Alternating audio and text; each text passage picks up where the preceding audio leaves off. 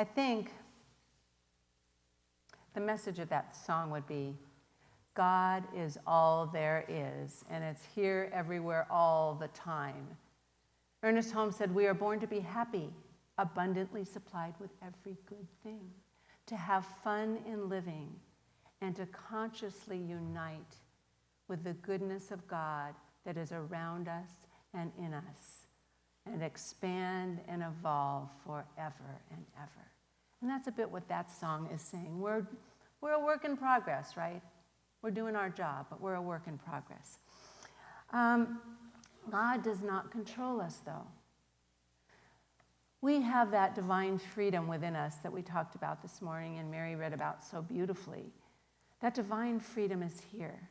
We have the freedom of choice, of self-expression. We can choose how we act, the way we live, what we think. But we're not controlled by it. It's something we have to awaken to for ourselves. So when I say we're born free, which is the title for this Sunday, we're born with the freedom in us. But we've got to claim it. We've got to use it, especially at the toughest times. You notice everyone on our wisdom wall is on our wisdom wall because they found freedom, they found love, they found goodness, they found possibility in the hardest of times. And they left a legacy because that freedom was awakened, revealed, and then shared in an everlasting way. You know, our freedom depends so much on our relationship with God, with Spirit. Because the more we have a relationship with Spirit, the more we tap into that divine potential that is within us. Jesus had such a conscious, inseparable, expansive, complete relationship with God. He didn't know where he started and God started. He didn't know where God ended and he started. He just felt so connected that he could make such a difference, such a teaching in his lifetime that it lives on today. I believe he was the greatest teacher that ever lived because of that connection. And so our call right now is for us to find a way to get the next connection, because we are not bound by not having what we need. We're bound by our belief in not having what we need. We are bound by beliefs, not in spirit. Our spirit is always whole and complete. This is what Ernest Holmes says. He said, we are always creating. Every minute of our life, we are creating. Well, that's what I say. Everything in our lives is a creative activity in one form or another. Some people create good for themselves. Others create bad. While most of us seem to have a little bit of each. But at any moment, this is the part we need to really hang on to. At any moment, we have the freedom to swing our creative activity, the activity of our thought, from the negative side to the positive side. We can choose. It takes some real work sometimes, and that's why we have practitioners and ministers and people here to help when we can't get out of our own cycle of repetitive, habitual thinking. Have you ever been there in the last minute or two? Okay, just wondering, whatever. It's the soul that is free always. It's the mind that needs to be set free. That's what Ernest Holmes says, that's what he lived, that's what he taught. So what really blocks our freedom? Well, there's a lot of things, especially independent people, different times, who knows what's blocking it now. But when I think about it, the two that came up for me are anger that is held on to. Anger can be a real motivator. It can be a signal that something is uncomfortable, that something needs to be changed. It's not a bad thing unless we hold on to it and repeat it and repeat it and repeat it and repeat it until it turns into resentment. And then resentment, oh my gosh, I can think in my life when I had resentment for a certain person and I couldn't let it go.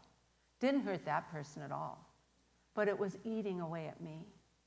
It was eating away at my soul. And I couldn't let it go because I couldn't make sense of it. But I realized that I needed to let it go, not for that person, but for me, so I could be whole and complete. Oh, I'm still a work in progress, but I could be better whole and completer, you know? But it's not for someone else, it's for us. The Buddha said, holding on to anger is like drinking poison and expecting the other person to die. I mean, how often do we do that? The last one, I mean, not the last one, but the second one I saw, because I see a lot of it in our world today, the fear, it comes from fear. But greed is so harmful, and it comes from a consciousness and belief in lack. There's not enough. So when we believe in lack, we hold on to things. We hold on to our time, our love, our compliments, our possessions, whatever it is. We hold on to it because we're afraid there's not enough to go around. We get afraid, and we're living from fear instead of the truth.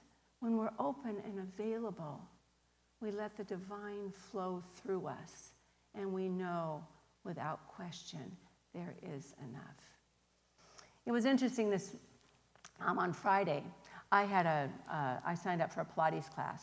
And it was a new class. I've been maybe 4 times. And it's called Relax and Unwind. Sounds pretty good. So Deanna and Naya were there on Wednesday, and Brooke came on Thursday, so we had everybody until this morning. But Kirk took Deanna to the gym with him on Friday morning. Well, I wanted to share my class too. You know, a little FOMO. And so they went to the gym, and all fun, Deanna worked out, and she felt really good. And I said, well, come to my class with me. Relax and unwind. Oh, okay, Mom. And I said, well, just whatever works. And are you ready? Are you ready? So we went to that class, and it was so symbolic for me. She's so flexible, but anyway. It was so good because I realized it's an absolute metaphor what the Born to Be Free is about. We have to step away from all the busyness we do, the hassles, the frustrations, the difficulties, and get into that mode where we relax and we unwind, we let go. Because in order, there's a little island, an imaginary island, called the island of not enoughness.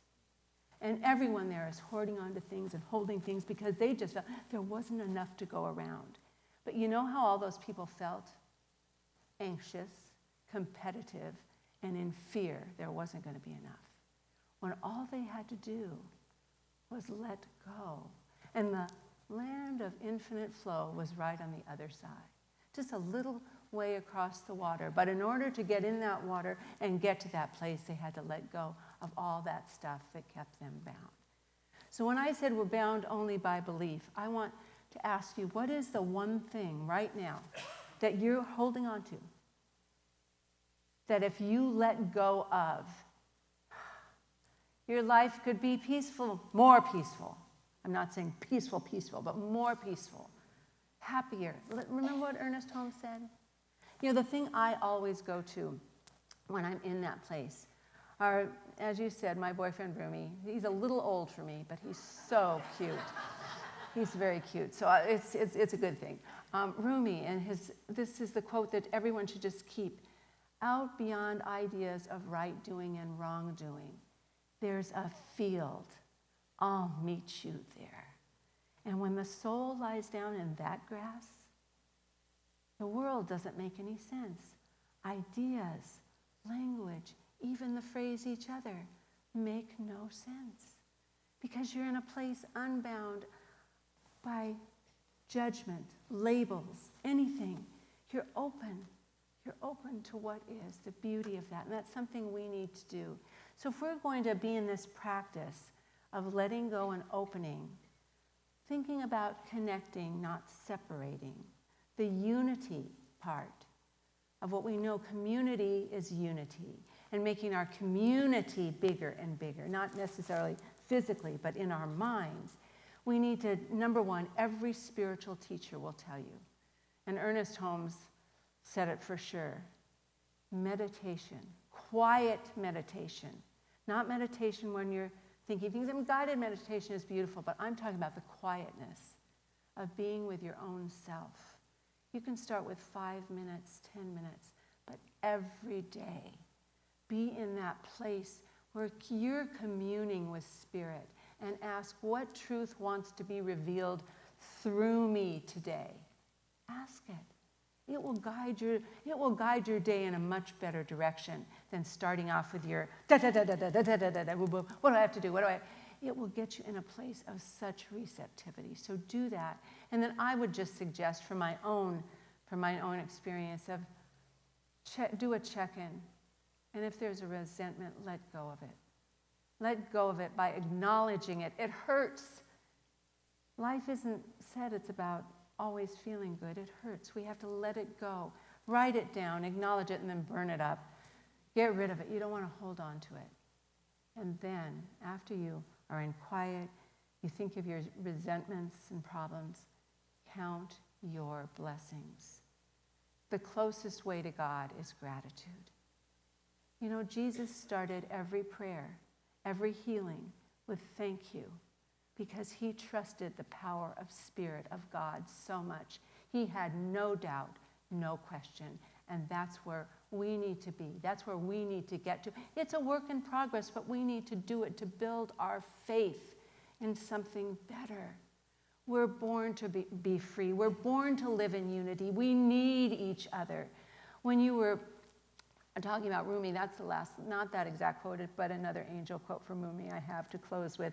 But I'll never forget when we had our Tara's Angel store, we'd have the sign, "We are all angels with just one wing. We need each other to fly." And isn't that the truth? We need each other. We're not going to get to that place I envision and see that's always in my dreams and in my visions of coming together until we realize we need each other. And gratitude is a wonderful way to get there. So I'll tell you the little quote from Rumi. Cord, I have a forgiveness thing too, because that's on my list. But I'll just say one little quote, and I'm going to kind of feed the importance. Of course, forgiveness is the way to set us free. But Mark Twain said, "Forgiveness is the fragrance that the violet sheds on the heel that has crushed it." That's forgiveness. So if you can just imagine for a minute some of the habitual thinking we get into, when we just get ourselves bound up by doing the same old, I'm not going to be any different. It's like a bird that's in a cage, and then you open the cage. The bird doesn't fly out because, it was confining, but gosh, it's so comfortable in here.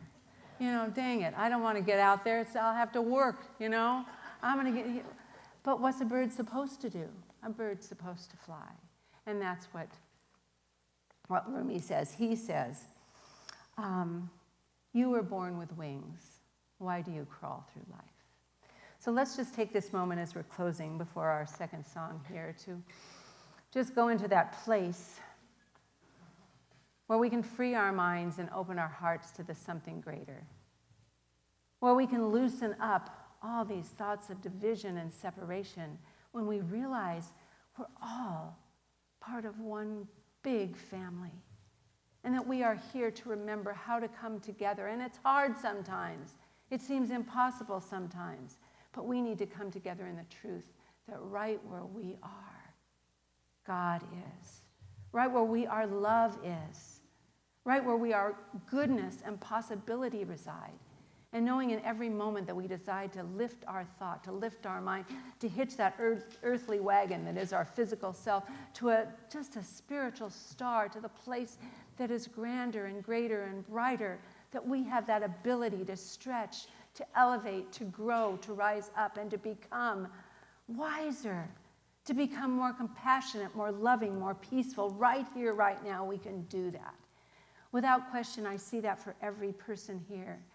As I see our life coming together, our world coming together, that peace is bubbling up and wants to be the truth that we get to live and experience and be part of, both receiving and giving, because that's the truth of life and the truth of our being. As we just breathe in the recognition and knowing that we are lifting our minds and hearts to a brighter place, knowing the truth is already within us, we are simply opening and letting it be revealed.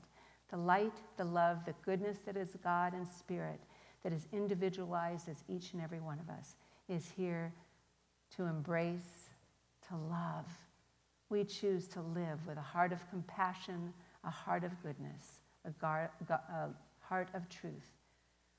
We love ourselves, we love each other, and we love this beautiful world in which we live. We say, thank you, God. And together we say with a very full heart and convicting heart, we say, and so it is. Not never mind. It's whatever word I mean. I meant that. Let's say it again. And so it is. God bless you all. I love you beyond measure.